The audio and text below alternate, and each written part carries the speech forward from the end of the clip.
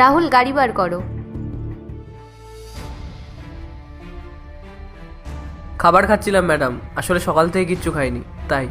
ঠিক আছে, তুমি খেয়ে নাও, তারপর যাব। আচ্ছা ম্যাডাম। কিন্তু তুমি এরকম শুকনো রুটি কেন খাচ্ছ? আসলে ম্যাডাম আমি তরকারি বানাতে পারি না, তাই জন্য কোনো কোনো দিন রুটির সাথে পেঁয়াজ আর কোনো কোনো দিন লঙ্কা খাই। খাবার তুমি নিজেই বানাও? হ্যাঁ ম্যাডাম, আমি নিজেই বানাই। কেন, বাড়িতে কেউ নেই যে খাবার বানিয়ে দেবে? না না ম্যাডাম, এরকম কোনো ব্যাপার না।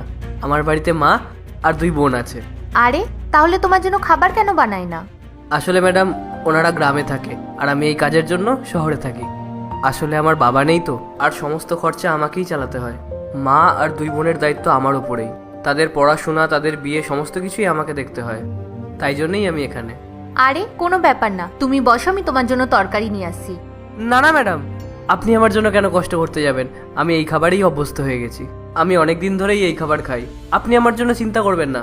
আপনি না হয় আজকে আমাকে খাবার দেবেন, কিন্তু রোজ রোজ দিতে গেলে তো আপনার প্রবলেম হবে। আপনাকে এত কষ্ট করতে হবে না, আমি এই খাবারেই ঠিক আছি।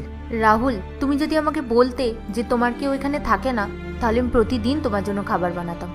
তুমি আমাকে বলোনি কেন? আরে না না ম্যাডাম, আপনি আমার জন্য খামোখা কেন কষ্ট করতে যাবেন? আমি আপনার এখানে কাজ করি। আপনি চিন্তা করবেন না, আমি এই খাবারই খেয়ে নেব। ঠিক আছে, তুমি খেয়ে নাও, তারপর আমি বেরোবো। ঠিক আছে ম্যাডাম, আমি 5 মিনিটের মধ্যেই খাবার খেয়ে আপনাকে ডেকে নিচ্ছি। ঠিক আছে।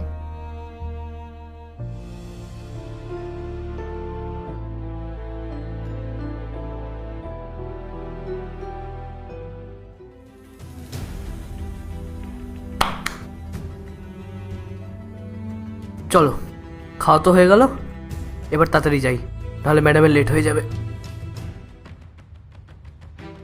আরে, এখানে টিফিন বক্স কে রেখেছে?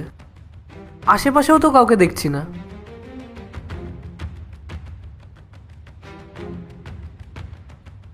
এটা কি?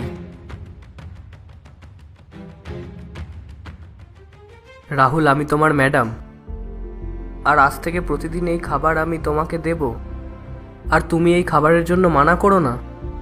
দেখো, আমি তো তোমার বোনেরই মতো, তাই এটাই ভেবো যে এই খাবারটা তোমাকে তোমার বোনই দিয়েছে। আজ থেকে তোমাকে খাবারের জন্য চিন্তা করতে হবে না।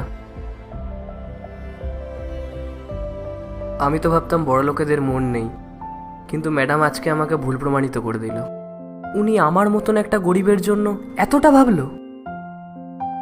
আমি ভগবানের কাছে প্রার্থনা করি ম্যাডাম যেন সবসময় এভাবেই খুশিতে থাকে, ওনার যেন কোনোদিনও কোনো কিছুর কমতি না হয়।